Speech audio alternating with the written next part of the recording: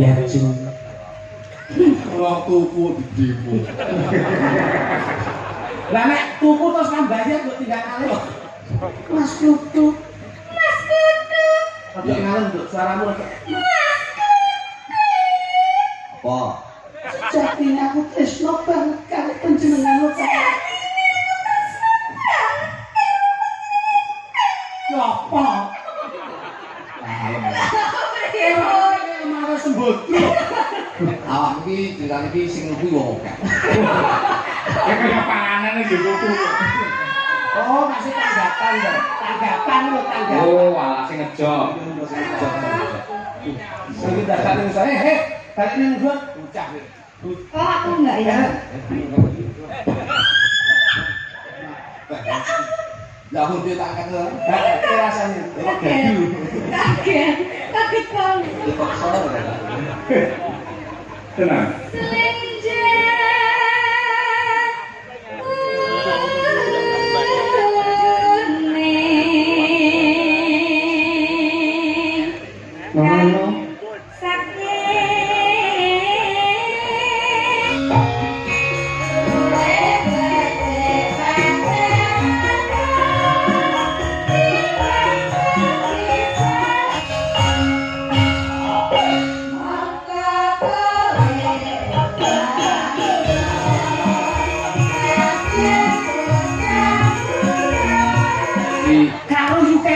Iya toh. Temu pirang perkara. Wong biyen kulino sak panggung tanggapan niku Pak Anton Baluan. Wo akrab dadi kanca akrab. Lah iya sampe ngene kok pitik nangane pitik. Sakjane hubungan spesial kok. Winong nawasi ngenteni. Tukung yo kedemos. Ini tuh nang.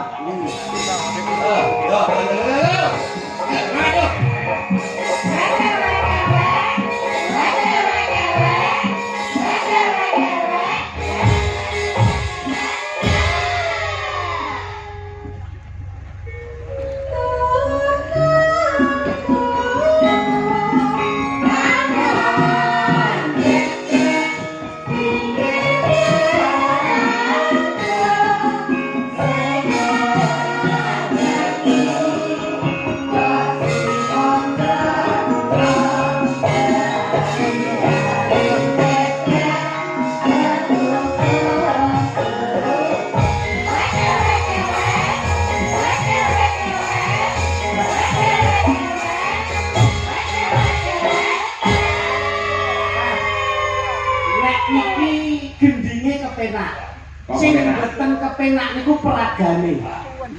Nggih nopo gending cukong niku ibarate wong angen to. Nggih, cukong. Nah, Cukul gundul. oh iki ngono gendinge cukul. Wera bleset Tukung iki tekanangan bebek lah. Kan bebek. Lho, kira iki nek bebek wedok bebek lanang kok ning wewek nek nembang tok ayo karo gerak no. Karo gerak iki bebek wedok iki jakan. Terakhir mau pindah ke Indonesia terakhir kembali Indonesia. Betul sih. Neno, cita. Sing terakhir. Ape wek-wek iki mau lho. Janji bersih mondra guna sehari-hari bebek sedot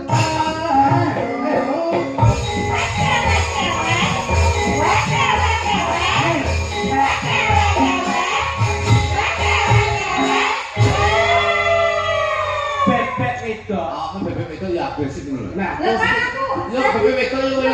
dulu kowe iki kok bebek wedok, aku nyontoni dhek sik iki lho.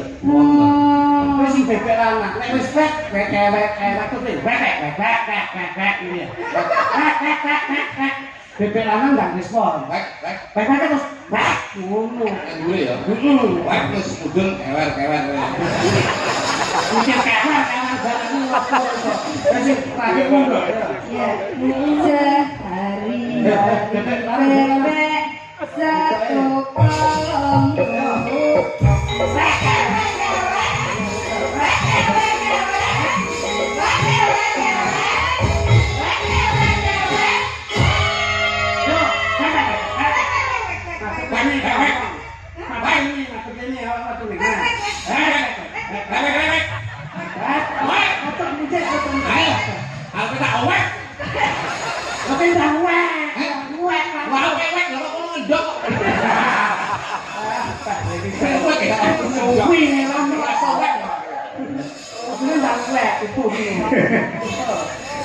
Niki lho. Napa? Nggih, enten pamundhut saking Pak Sukamto kejawi ngersakaken ngimpi ugi ngersakaken sesideman. Nggih. Pancen Pak Kamto piyambakipun budaya saestu Mas. Oh, saestu. Ben dalu nggih sok aktif ngersani panjenengan. Main kecang. Dados wong budaya kuwi ora kok kudu duwe Mas. Nanging seneng piye? Nggih, tur hebate. Kula sakono sampun dipun rampung. Niku amplope nggih enten artane. Amin. Yang gedeng sisi demak kali yang gedeng ngimpi. Nggih, saking Bapak Sukamto. Kalau sedaluan lalu dumateng warga masyarakat ingkang dalu menika mirsani ringgit, mugi-mugi sedaya pinaringan sehat, waras kathah rezekinipun. Amin. Tapi sing iso ora mbok waca kuwi. Keluarga Pak Sukamto. Sukamto apa nek tulisane. Pangapunten Mas Cahyo Purwadi, menika wonten tali asih nggih menika arta 700 kagem kru Madangkara. Sembah nuwun ya bukan Dok. Alhamdulillah ini transparan. Transparan. Awak iki to Mas. Jujur. Nyambut gawe iki padha kesele, padha kringete. Ora amanah lho. Berapa orang tadi berapa? 700. Enggak ada ini. Loh. Jenengane Tulisannya mari 700 loh Pak. Sik tok iki mau ki ora tak buka, sik nutup ngene iki lini sik kelep ditampani karo kluthuk. Ora nyalane aku lho. 700 loh isine. niki wau ing pundi? Wonten Mas Cahyo. Mas Cahyo, panjenengan saestu mboten ngasta. Ah demi Allah kula. Mau kula ngapusi. Iki ana artane lho. Oke, 700. 700 tulisannya 700 loh ini. Kok dicari ngono to? Ora ana iki mau layang beda iki iki. Niki lho, saking Pak Kamto nyuwun gendhe ngimpi. Sampun kalian sesideman. Nggih. Kagem masyarakat Karanggayan. Nggih. Saking Bapak kami tuwa. Salam sugeng amin sani. Mas Tali asih. Cahyo pun tadi wonten tali asih 700.000 iki lho. Ini ada tali asih 700.000 untuk Madangkara dan 500.000 untuk Mbak Winong. Sik ta. Kowe aja sembrono lho. Oke, karo tulisan. Iki zamane zaman anu lho iki. Oke, anu tulisane kayak banyak deledek ngono. Enggak, ini 700. Lah wong 700 kowe aja sembrono lho. Awake dhewe diparingi rezeki karo Pak Kamto piye carane amanah itu dilaksanakan dengan baik. Iki usune iki usun wong bebayane kabeh. Iya. Ketok lat kasus langsung. Iya, tur Ciduk tenan. duwe kaya ngene ate dijupuk ora mbayani apa-apa, malah penyakit. Wong niki kanca-kanca mesake padha-padha meleki. Ayo meleki. Lah, tenang to. Kok ngono to? Oke, tulisane deledek ngono. 700.000. 700 loh. Iya, Dok. Iya, 700.000 untuk Madangkara itu loh. Ujungnya ada nanti kok. Jiwa kejujuran iki kudu ditata. Kok picak kok gitu. Lah kok sing gowo sampean kok ape maido kancane. Ayo, ora lah, ora sampeyan kan. Nah, 700.000 kok. Sumpah kula mboten ngerti kok. Mungkin menerima kasih yang 5. Dinggo Madangkara kok diambil. Aja ngisi-ngisi asmane Mbak Kamto. Iki malah tak tampa malah dadi perkara. Wong duwe 700 dadi 500 iki ora aku. Pak Kamto piye jujur ora kok ngapusi. Ngawur iki. Sumpah tenang. Mbok. Wis sing buka kowe salammu. Iki seksi iki iki dipijul. Lho dipijul. Lawe ra mido iki mido pokoke sinden kok ya. Anu samu. Ayo. Nun sewu Mas, kesanipun. Benar jawab. Ndak kulino kaya ngono kuwi. Mohon pangapunten Pak Kamto. Loh, apa kok urusane Pak Kamto? Timbang kula dikeroyok niki yen tambah 200, Pak. Namun, ndak oleh ngono lho piye kok mbok nanti sing 200. Ngawur apa aku mbok ngono wis mungkin ora enak tulisane 700 iku. Sale dhewe sampeyan kok yo manut. Tepatnya sepelane ngono. Sedhipan nggih, Gus. Nggih, men dibawani komplit. Monggo. Mboten om kluthuk aja. Kamu bawa seolah-olah kamu itu terpesona dengan saya. Enggak ceritanya iki apa? Kisah cinta antara seorang kaya raya yang tutup sampai seorang sinden. Nah, ngono kuwi. Jadi kayak garan karo aku. Nek sing didani apa rupane kok bletok ngono kuwi. Rupane bahasane ngono lho, Pak. Ora nek paribasan kene anake parutuh lho. Paribasan ngono. Bawa lho. Ya. Sik kok ya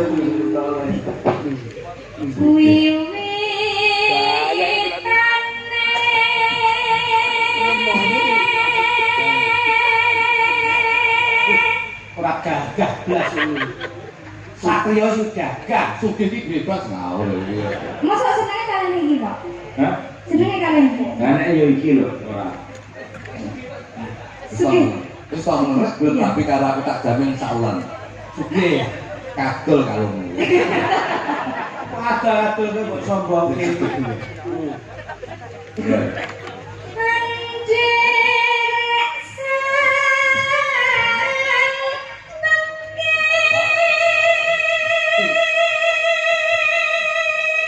Ngono ki karo omo. Ya jeng. Ya jeng. Wong malah kok karo wong sugih.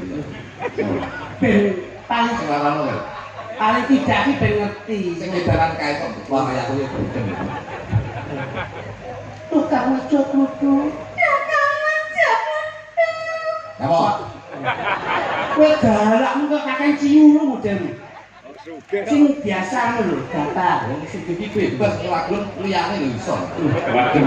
Oh ya aja semena-mena caramu ngono ya sik didemo tenan rada ngene. Sopo sing demo? Wong tuku didemo. Lah nek tuku terus nambayar kok tinggal ngalih. Mas Kutu. Mas Kutu. Rada ngalih nduk suaramu rada. Apa? Jatine aku tresno banget karo panjenengan kok. Ya apa? Kalem. Marah sembodro. Lah kok derek kan endel. Jatine kok tresno karo panjenengan kok Kang Mas. Iya. Ada. Iya enek pembahasan sing nginjak kok. Oh, aja dry text-mu lah. Ada. Menawi kula tes Tesal, aku pengen roh sepiro gedene katresnanmu marang. Terus ngoten Bang.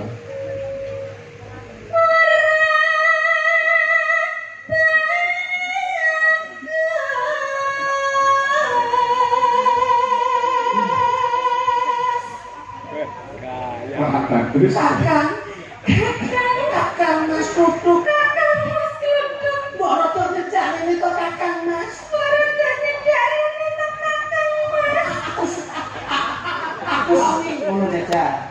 Aku suwi to Kang Mas. Assalamualaikum. Kok ngono? Suwi ora kok cekek ki lho Kang Mas.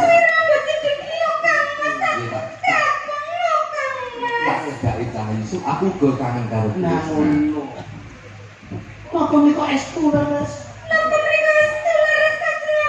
aku lah bakal cidro yen mongko sing tak tresnani ya mongko ora ana wanita liya sing tak tresnani. Iya.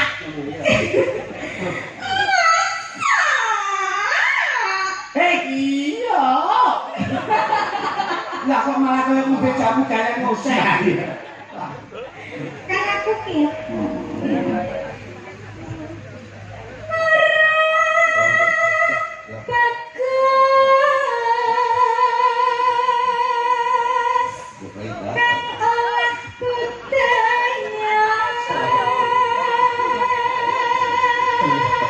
Karo aku Dalam jebul kene papan gunungmu, ini jane gede aku sing ditok. Awak iki dilan iki sing luwi wong akeh. Ya kaya panganan yo kuku. Oh, masih tanggapan lho. Tanggapan lho, tanggapan. Oh, alah sing ngejok. Sing datane saya, tadi ning gua bocah. Oh, aku enggak ya. Ya aku dia tak kenal. Kayak rasanya. Kaget banget ya, enggak apa-apa. Bilang dulu kamu nanti. Sowan penyanyi ku kaget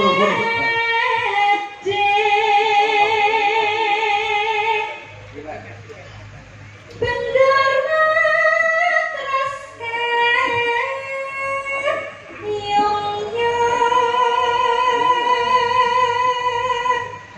ngono ki awakmu dadi adine wis sak napa ndara wis iki bendara terus kayu yo kuwi ndara disepake carusane Wis sak napa. nah ngono Apa babi ngunjuk teh? Kopi kenapa mriki? teh Teh, kopi kenapa niki? lho kok ngene iki apa susu. Oke, susu. Kalau ora sing tak gandul. Gak nek itu kayak gaduh. Kok jane sok. Dipaksa ora. Tenang.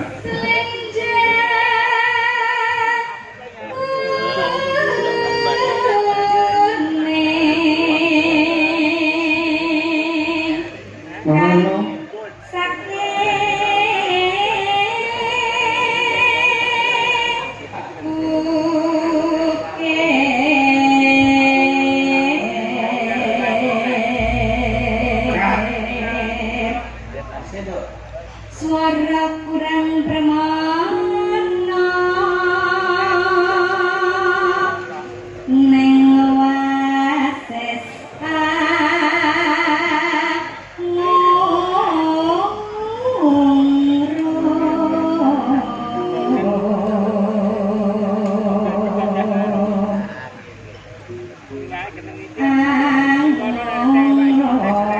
marang penggara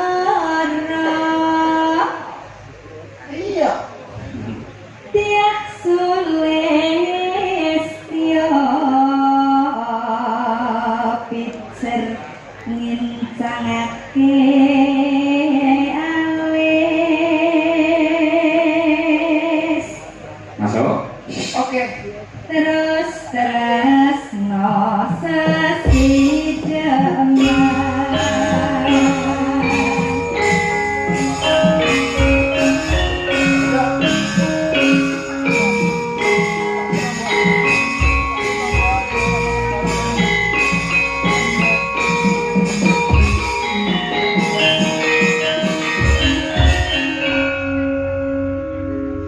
luwih becik